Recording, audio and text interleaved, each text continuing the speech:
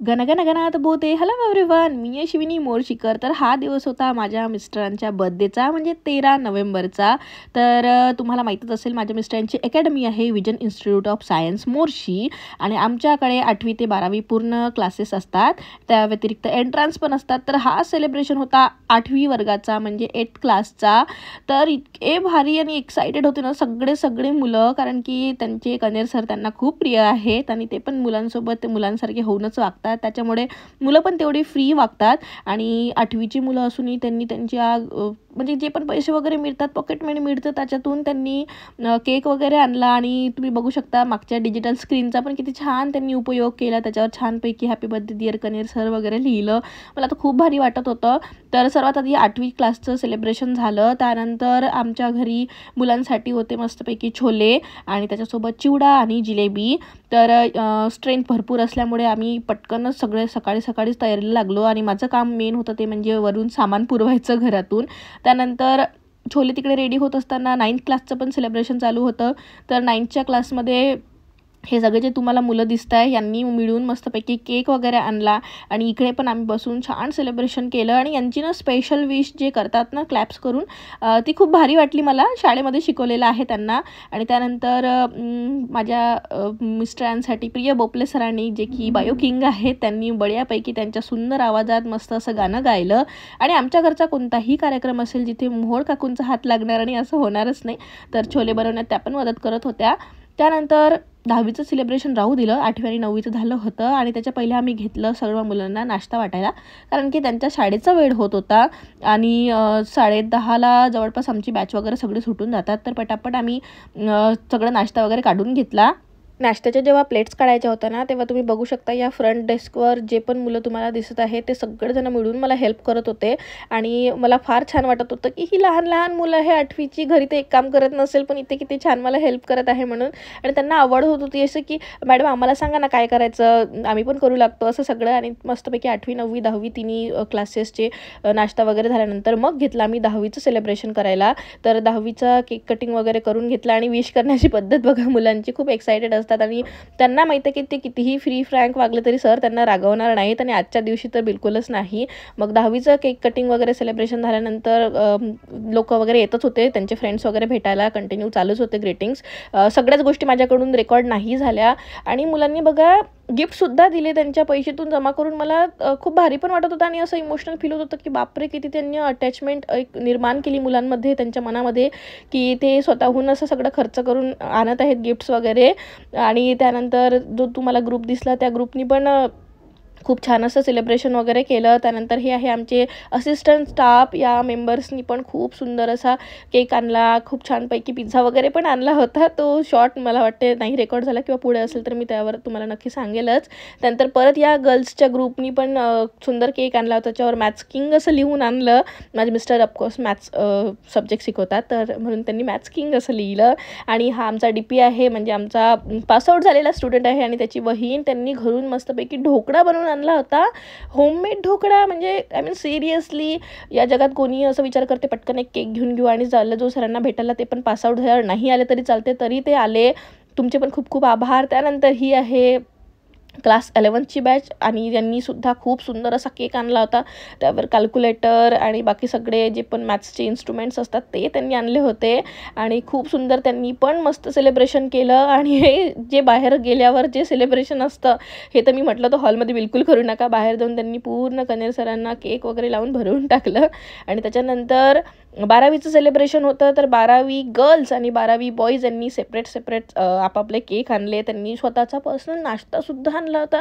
I mean seriously. आणि 12वीच्या गर्ल्सने तर खूपच प्रँक केला भारी एकदम. त्यांनी काय केलं ना, एवढा मोठा डबा आणला आणि त्याच्यामध्ये तुसा केक आणला होता खूपच क्यूट असा. पण मग त्यांनी त्यांचा मेन केक रिव्हील केला, जो की खूप भन्नाट आणि खूप भारी आणि खूप एक्सपेन्सिव्ह पण होता.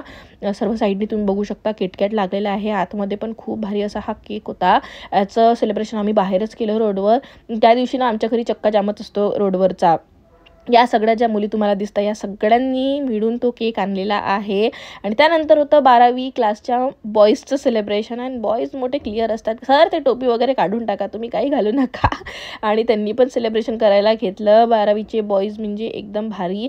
त्यांनी केक वगैरे सेलिब्रेशन झाल्यावर मला डायरेक्ट म्हटलं, मॅम तुम्ही आता केक घेऊन सरकून जा म्हणून. मग मी केक उचलला आणि माझ्या मिस्टरांचा ऑफकोर्स स्पेक्ट उचलला आणि मग त्यांनी केला त्यांचा अटॅक सुरू. आणि हेच जे एक काय म्हणू शकतो आपण, शिक्षक आणि स्टुडंटमधलं हे जे नातं आहे तेवढं जे फ्री फ्रँक आहे यांच्या या वागण्यामुळं आहे.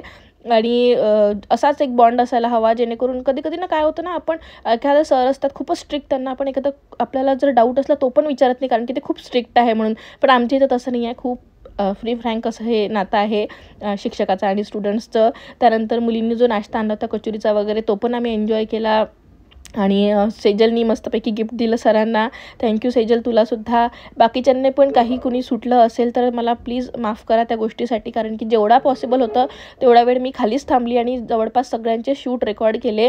त्या व्यतिरिक्त टार्गेट पब्लिकेशन वगैरे जे फ्रेंड्स आले त्यांचं माझ्याकडून रेकॉर्ड झाले नाही, तर त्याबद्दल खूप खूप माफी मागते मी. आणि असा होता आमचा स्टुडंट्सनी सेलिब्रेट केलेला हा सगळा बड्डे सेलिब्रेशन.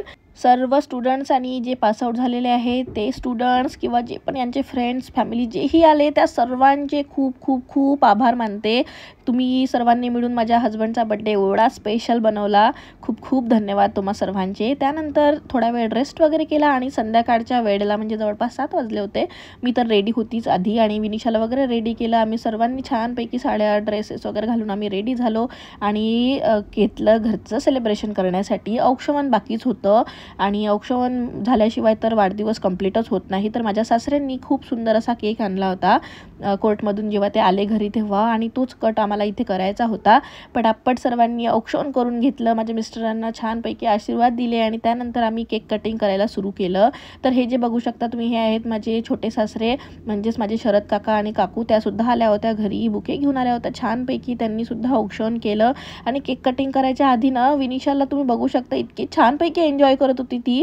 आणि तिला आज समजलं होतं की आज बाबांचा बर्थडे आहे. तर जे पण लोक बाबांजवळ येत आहे त्यांना ती पहिलेच सांगत होती, हॅपी बर्थडे बाबा, हॅपी बर्थडे बाबा. म्हणजे सर्वांना सांगत होती की आज माझ्या बाबांचा बर्थडे आहे. सर्वांचं छानपैकी ओवाळून झाल्यानंतर आम्ही केक कटिंगची प्रोसेस करून घेतली. खूप छानपैकी त्यांना विश केलं आणि छानसं विश केल्यानंतर एकमेकांना केक भरवायच्या आधी तर विनिशाचा चान्स होता, कारण की तिला काय माहिती काय समजलं, बाकीच्या वेळेस तिने मधामधात नाही केलं, पण घरचा जेव्हा केक होता ना भरवायचा होता त्यांना, तर तीच सगळ्यात पहिले पुढे आली आणि छानपैकी बलून्स वगैरे सोबत खेळत होती. आम्ही एवढ्या वेळात तयारी वगैरे करून रेडी होतोच, तर आम्ही ठरवत होतो कुठे जायचं वगैरे.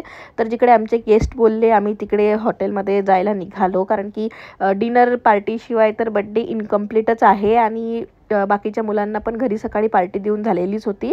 बड्डे पार्टीसाठी निघताना आम्ही मोड काकूंना पण सोबत घेतलं ऑफकोर्स, कारण की त्याही आमच्या एक फॅमिलीचा हिस्साच आहे. पण मी प्रज्ञाला मिस करत होती, कारण की ती फक्त रात्रभरासाठी आली आणि 13 तारखेला सकाळी परत कॉलेजसाठी चालली गेली. प्रज्ञा, तुझे पण खूप खूप आभार की तू एका रात्रीसाठी येऊन एवढ्या घाईगडबडीने आली आणि छानपैकी आमच्या सेलिब्रेशनमध्ये एक हिस्सा बनून आमचं सेलिब्रेशन आणखीन स्पेशल केलं.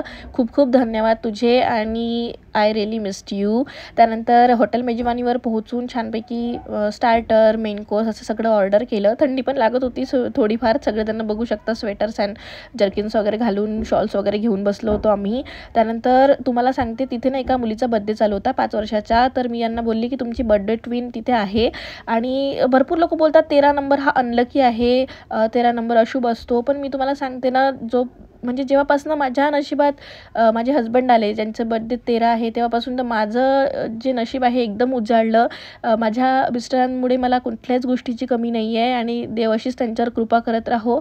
असंच त्यांचं आयुष्य दीर्घायुष्य खूप त्यांना लाभो आणि खूप त्यांची प्रगती हो. घरी आल्यावर पण मुलं तयारच होते बर्थडे सेलिब्रेशनसाठी. जवळपास 11:15 11:30 वाजले होते आणि ही आमची कोरोनातली पहिली बॅच आहे. हे जे मुलं तुम्हाला दिसत आहे 2020मधले माझ्या लग्नानंतरची ही सगळ्यात पहिली बॅच. मला खूप खूप आठवण येते या मुलांची, कारण की हे लोक खूप स्पेशल होते माझ्यासाठी. त्यामुळेच मी पण खाली होती बर्थडे सेलिब्रेशनमध्ये. त्यांच्यासोबत गप्पा गोष्टी केल्या आणि बघू शकता 5-6 वर्ष होऊन गेले पास आउट होऊन, तरीही मुलं अजूनही येतात केक वगैरे घेऊन. खूप खूप आत्मीयता वाटते मला या सगळ्या गोष्टींची आणि तुम्हाला सांगताना मन भरून येत आहे की खरंच एवढं सगळं प्रेम यांनी कमावलं ना, या बाबतीत मला खूप नशिबान असल्यासारखं वाटतं. त्यानंतर बस रात्रभर छानपैकी गप्पा गोष्टी वगैरे करून आराम वगैरे केला आणि बॅग वगैरे पॅक केली. मी ते सगळं शूट नाही केलं फार थकल्यामुळे. आणि दुसऱ्या दिवशी आलो अचलपूरला. इथे येऊन जावयासाठी खूप छान असा मेन्यू होता आईकडून आणि इथे पण आम्हाला बर्थडे सेलिब्रेट करायचा होता आणि त्याच्यामुळे मी पटकन रेडी झाली. आम्ही जाणार होतो बाहेर, तिथून कुठेतरी. तुम्ही बघितलं असेल माझ्या स्टोरीला मी पोस्ट केलं की आम्ही कुठेतरी वॅकेशनसाठी निघालेलो आहे म्हणून. तर ते मी उद्याच्या ब्लॉगमध्ये पोस्ट करेल. तर माझ्या भावाने छानपैकी फटाके वगैरे आणले होते यांच्यासाठी. तो बोलला की जिजाजीचं जास्त थोडी एज आहे, एवढ्या कमी एजमध्ये त्यांनी एवढं सगळं अचिव्हमेंट केली, सेलिब्रेशन तो बनता है बाई. तर जेवढं आमच्याकडून होतं तेवढं आम्ही करतोच म्हणून. तर त्यांनी छानपैकी लढ वगैरे लावली. आईनी पण त्यांचं छान घरात असं येताना स्वागत केलं. तिने मस्त गुलाबाच्या पाकळ्या वगैरे तयार ठेवल्या होत्या. त्या गुलाबाच्या पाकड्यांनी अंगावर वर्षाव करत करत तिने छानपैकी त्यांचं घरात स्वागत केलं. आणि इकडे आल्यानंतर छानसा केक आणलेला होता घरी आणि केक कटिंग वगैरे करायची प्रोसेस आम्ही करून घेतली. सर्वात पहिले तर छानपैकी औक्षण केलं. त्यानंतर छानपैकी तुपाचा दिवा लावून म्हणजेच फुलवात लावून माझ्या आईनी माझ्या मिस्टरांचं छानसं औक्षण करून घेतलं. आणि औक्षण करताना तिचं मन खूप भरून आलं होतं की 5 वर्ष होऊन गेले आणि माझ्या मुलीची एकही कंप्लेंट नाही आहे. तिला तुम्ही एवढं सुखात ठेवता आणि तिचं सुख बघूनच आम्ही खूप सुखी आहो. आणि काय म्हणू शकतो ना, माहेरी असताना जसं त्यांनी मला सुख दिलं आणि तसंच आता सासरी असतानाही तेवढीच मी रिलॅक्स राहू शकते, चाइल्डिश राहू शकते. या सगळ्या गोष्टी बघून माझ्या घरचेही खूप खुश असतात आणि ते सगळं क्रेडिट माझ्या मिस्टरांना देतात ऑफकोर्स. आणि द्यायलाच हवं, कारण की एक हजबंडच असा असतो जो जसा ट्रीट करतो आपल्याला सासरी त्यावर डिपेंड करते की आपली पुढची लाईफ कशी आहे म्हणून. तर त्यांनी एक वाईफ घरात आणली, त्याच्यामुळे त्यांनी जे कर्तव्य असतं तिच्याप्रती की नाही माझी बायको आहे तर मीच सगळं काही करेल, सगळ्या गोष्टींचा जो पुढाकार असतो, तिची जी रिस्पॉन्सिबिलिटी आहे ते सगळं मला घ्यावीच लागेल असं सगळं म्हणून त्यांनी मला जे आतापर्यंत ट्रीट केलं आहे त्याच्यामुळेच ते माझ्या माहेरच्या लोकांचे फेवरेट आहे. एक वेळेस असं होऊ शकतं की ते हे ऐकून घेईल का आशूनी काहीतरी त्रास दिला असेल, पण अक्षयराव काहीच आशूला त्रास देणार नाही हे त्यांच्या मनात एकदम ठासून बसलेलं आहे. आणि खरंही आहे त्या बाबतीत. माझी तरी थोडीफार चिडचिड होतेच त्यांच्यावर, पण ते माझ्यावर कधी चिडचिड करत नाही आणि कुठल्याच गोष्टीत त्यांना प्रॉब्लेम नाही. सगळी गोष्टीशी चिल घेतात ते आणि मला पण म्हणतात तू पण रिलॅक्स राहा मस्तपैकी. मग छानपैकी इकडे पण केक कटिंग वगैरे करून घेतलं, गिफ्ट वगैरे दिलं आईने त्यांना. आणि त्यानंतर बस मी झाली छानपैकी रेडी, कारण की आम्हाला जायचं होतं मस्तपैकी घुमी करायला. आणि कुठे चाललो कसं काय आहे तिथला सगळा टूर मी तुम्हाला उद्याच्या व्लॉगमध्ये नक्की शेअर करेल. Stay tune, bye bye.